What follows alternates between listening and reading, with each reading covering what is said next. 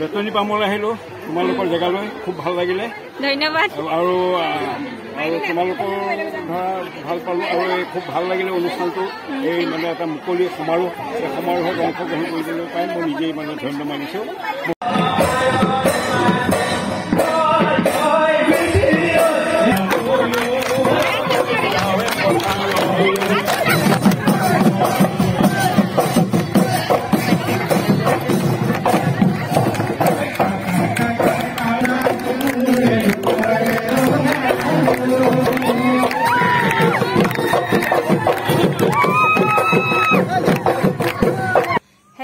Good afternoon এতিয়া যাব লৈছো বিহু মেলালে আজি মানে নেটৱৰ্ক আইটি আহিছে সেইকাৰণে আজি আমি তেখেতক চাবলৈ যাওঁ লগতে লগ কৰিম আৰু বহুত নাচিম ফূৰ্তি কৰিম মা গলে ৰাস্তাত পালেগে এতিয়া মই মানে জলদি জলদি যাওঁ দেৰি হৈছে শোভাযাত্ৰা কৰিবলৈ মাতি আছে আৰু আপোনালোকে পিছৰ পৰ্যায়খিনি ধুনীয়াকে চাই থাকিব অকণ স্কিপ নকৰাকে তেন্তে বলক এতিয়া আমি বিহু মেলালে যাওঁ মানে মায়ে পুৰা টকা চকা লৈ লৈছে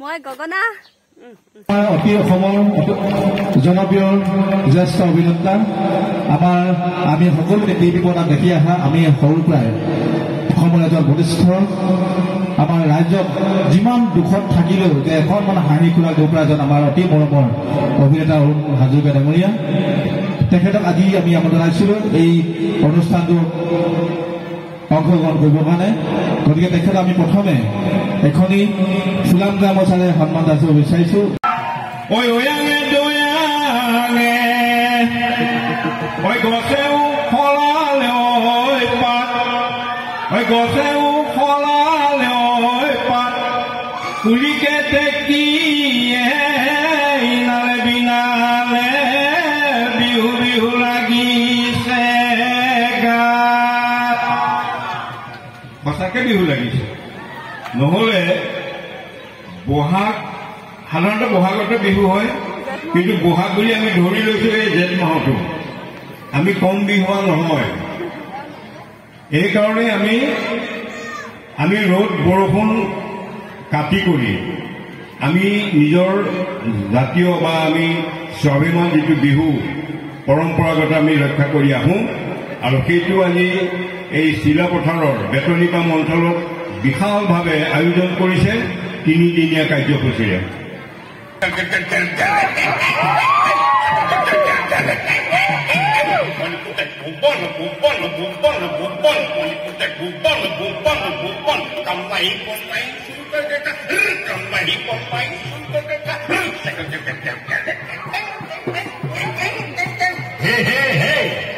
ইয়াৰপৰা গাঁৱৰ পৰা ওলাই যাব পাৰিম নে নাই ঠিক নাই ক'ত কেনেকৈ চকু টিপটো পৰিছেগৈ একোটো ঠিক নাই হয় নহয় উপায় নাই হৈ আচলতে ইমানদিনে বিয়া পাতিব লাগিছিল হৈ আচলতে ইমানদিনে ল'ৰা ছোৱালী হ'ব লাগিছিল হৈ আচলতে ইমানদিনে বিয়া পাতিব লাগিছিল আচলতে ইমানদিনে ল'ৰা ছোৱালী হ'ব লাগিছিল হৈ আচলতে এতিয়াও যৌৱন ভাতি দিয়া নাই ঐ চুলিকেইডাল পকিলেও চকু পাৱাৰ কমিলেও মন পাৱাৰ কমা নাই মোৰ ঐ আচলতে তলে তলে চাই আছিলো ছোৱালী ঐ পিছে বহুতৰে ভিতৰি ভিতৰি নানানো কেলেংকাৰী তাই উপায় নাই তাৰমানে সেইকাৰণে মই বাদ দিলো সেইকাৰণে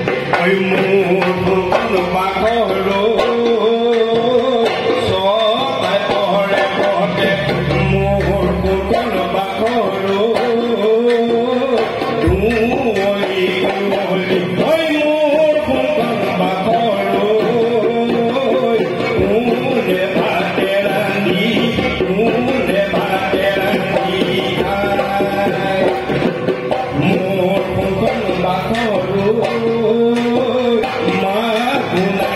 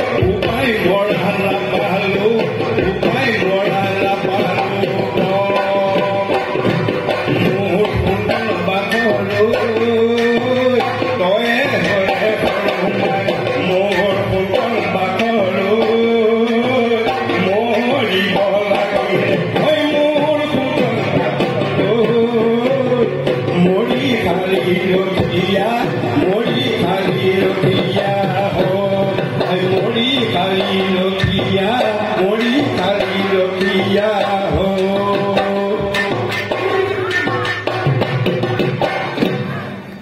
ধন্যবাদ। এয়া এইবিলাক হ'ল অনাগত সময় আমাৰ ভৱিষ্যত, এইবিলাকো আদৰ্শ। এওঁলোকৰ পিছত আৰু পিছৰ চাম ওলাব, যেনেকৈ এওঁলোক ওলাইছে আমাৰ পিছত, যেনেকৈ দুলালত বা লক্ষীহঁতৰ পিছত বা এখেতসকলৰ পিছত এই কমিটিখনত অহা বছৰ আৰু দুজনমান ব্যক্তি ওলাব। চাহ জনগোষ্ঠীকে ধৰি তিৱা, মিচিং, বড়ো, কছাৰী সকলো জনজাতিৰ লোক আহি ইয়াত নৃত্য প্ৰদৰ্শন কৰিছিল। ইমান যে এটা সুন্দৰ পৰিৱেশ হ'ব বুলি কেতিয়াও কল্পনাই কৰিব পৰা নাছিলো। আমাৰ নেত্ৰকাতি ডাঙৰীয়াও ইমান ধুনীয়াকৈ গান গালে।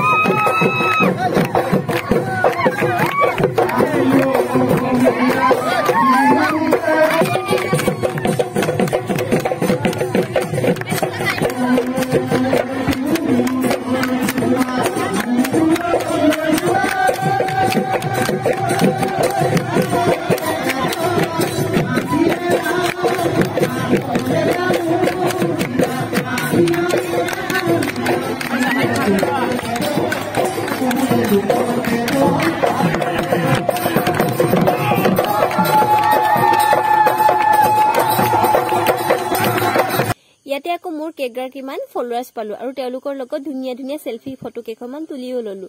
আমি এতিয়া নেত্ৰকাইটি শ্ব'ৰ পৰা আহোগে, এইপিনে পাৰ হৈ যাব লাগিব।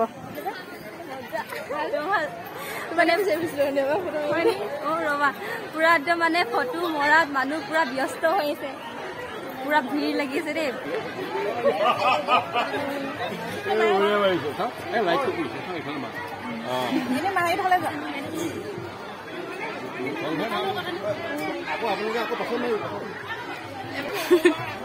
বেতনী পামলৈ আহিলো তোমালোকৰ জেগালৈ, খুব ভাল লাগিলে, ধন্যবাদ। আৰু তোমালোকৰ ধৰা ভাল পালো, আৰু খুব ভাল লাগিলে অনুষ্ঠানটো।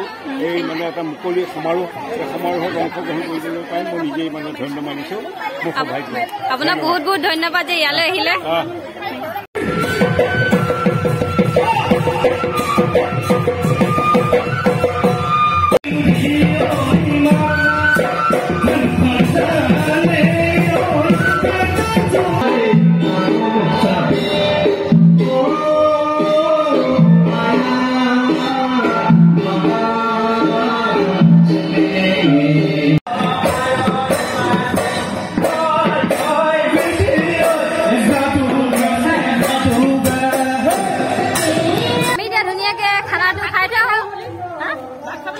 খানাটো খাই থৈ আহোগে, খানাও দিছে আৰু লঘোণে থাকিব নালাগে দেই। আৰু ধুনীয়া ধুনীয়া আপুনি নাচ চলি আছে, পুৰা ডান্স চলি আছে। অকমান চাবলৈ পাইছে আৰু যদি পাৰো দেখাবলৈ চেষ্টা কৰিম। এইপিনে আকৌ আমাৰ বাৰতি দলটোৱে ধুনীয়াকৈ ভাত খাই ললোহি আৰু তেওঁলোকে ইমান ধুনীয়াকৈ যোগাৰ দিছে চাওকচোন।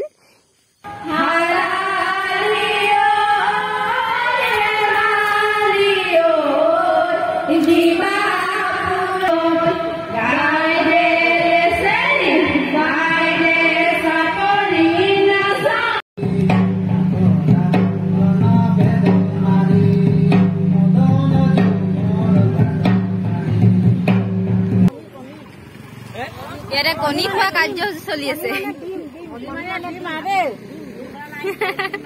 অটৰ আগফালে পিছফালে মানুহ ভৰ্তি কণী খাই খাই। এইফালে বুট মাহ মানে মই সেইপিনে ষ্টিঙৰ জুতি লৈ আছো। আজি এতিয়া ঘৰলৈ যাওঁগে। নেটকাইটিক লগ পাই ভাল লাগিল, তেওঁ দুআষাৰ ক'লে সেইকাৰণে বেছি ভাল লাগিলে।